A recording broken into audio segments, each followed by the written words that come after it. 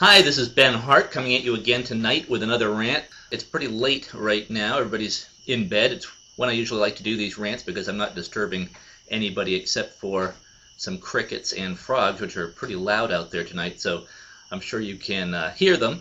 Hopefully you can hear me over the crickets and the frogs. Tonight I'm going to focus on how bad is the economy really? How bad is the economy really? Now, I consider myself to be basically a Reagan-style optimist. I'm somebody who basically believes that things tend to get better, that today is great, and that tomorrow is probably going to be even better. But you also have to be a realist. Now, I've just finished reading this report on the state of the U.S. economy put out by the International Monetary Fund, the IMF. Yes, I'm a geek who actually reads stuff like that. Now, what is the IMF, or the International Monetary Fund? Well, basically, it's an economic monitoring organization that's supposed to be overseeing the world financial system. It's supposed to be recommending policies that stabilize currencies, financial markets, exchange rates, and so forth. It also makes loans to developing countries in an effort to modernize their economies.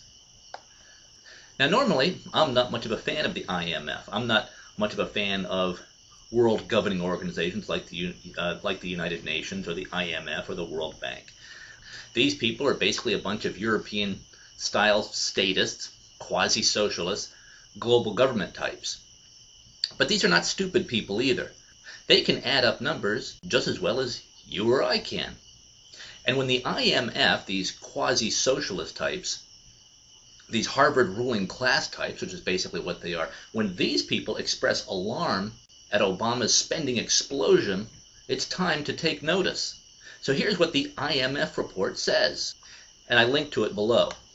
Section 6 of this report says, quote, and it's kind of written in this jargony, Alan Greenspan-like talking style that isn't exactly going to make headlines, but here's what it says. And I'll try to translate for you as we go along. Quote, the U.S. fiscal gap, that's the budget deficit, associated with today's federal fiscal policy is huge for plausible discount rates. Now, what it's saying is that basically the U.S. is already uncreditworthy. It's already bankrupt. That's what it means by it's huge for plausible discount rates. Again, that's Alan Greenspan type speak. It then goes on to say that closing this fiscal gap, that is the budget deficit, and paying off the national debt, that will require a permanent annual fiscal adjustment equal to about 14% of U.S. GDP. Now, GDP is the total U.S. economy, gross domestic product. So it will require a fiscal adjustment equal to about 14% of U.S. GDP to get our budget situation back in line. Now let's put this in some perspective just so that you can understand what this means. According to the IMF, to cover this budget shortfall, which is locked in now by law for as far as the eye can see, that is, these spending programs are now law, that to even begin to make a dent in the $14 trillion national debt plus get our annual budget deficit in line, the federal government would need to double the tax revenue that it's now taking in. The federal government would need to double the tax revenue. The federal government would need to double your income taxes, double your Social Security and FICA taxes, Medicare taxes, FICA payroll taxes, double corporate taxes, double all taxes. It would need to double all taxes in order to bring federal revenue in line with federal spending. Now, if the government did that, and assuming that as a result of doubling all of our taxes, doubling every tax, assuming that had no impact, no adverse impact on economic activity, which is impossible. If you double everybody's taxes, obviously it's going to have an impact on economic activity. It's going to pretty much wipe out the economy. But let's just assume that didn't happen for sake of argument.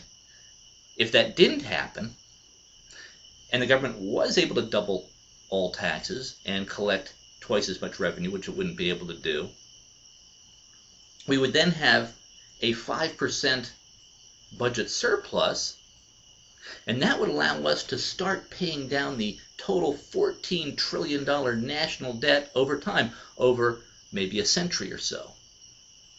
Now, even the statists at the IMF, even these quasi-socialist ruling class elitists at the IMF understand that that is an impossibility. The federal government can't just double all taxes.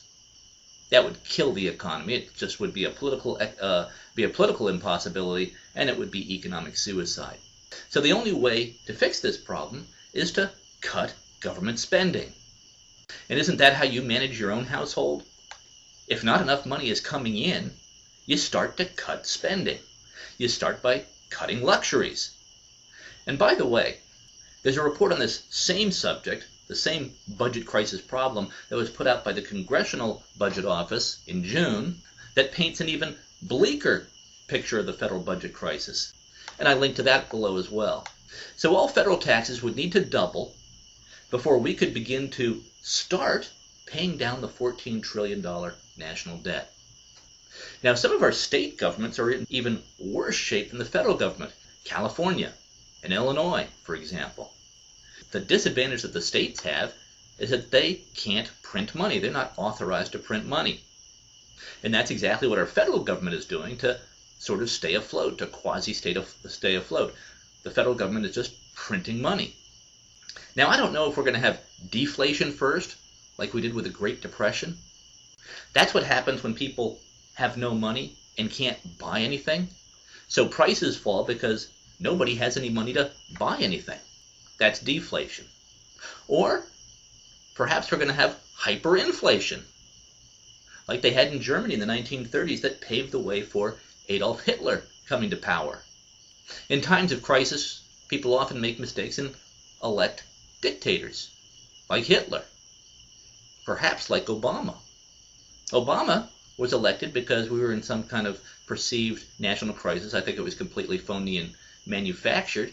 Wouldn't you like to be able to turn back the clock 18 months, 20 months, and be exactly where we were back then instead of where we are right now, with government 25% bigger than it was then?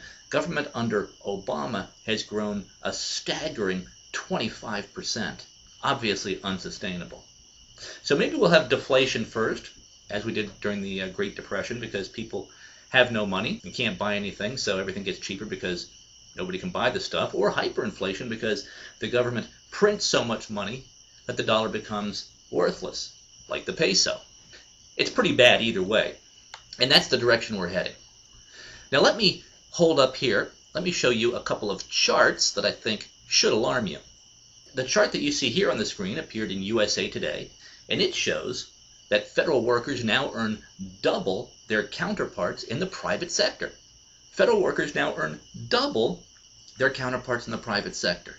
The average federal worker today earns $123,000 in salary and benefits, compared to $61,000 in salary and benefits for the average worker in the private sector. Now, obviously, this is completely outrageous. It's unsustainable, because how are government workers paid anyway? Well, the government worker is paid with tax money from the private sector. That's how the government is supported. The government doesn't produce anything. The government doesn't manufacture cars, doesn't build computers, doesn't harvest food, doesn't build housing or products of any kind. The government doesn't produce or create anything. All government can do is redistribute wealth, and it can enforce laws and regulations, and it can create laws, it can push around a lot of paper, and it can tell you what to do. But the government doesn't produce wealth. The government doesn't produce anything of value. Government workers work in big bureaucracies. What they do is regulate and tell us what we can't do and push paper around. Mostly what government does is throw up roadblocks and obstacles to people in the private sector who are trying to build things and make things, but are constantly being hindered by the government.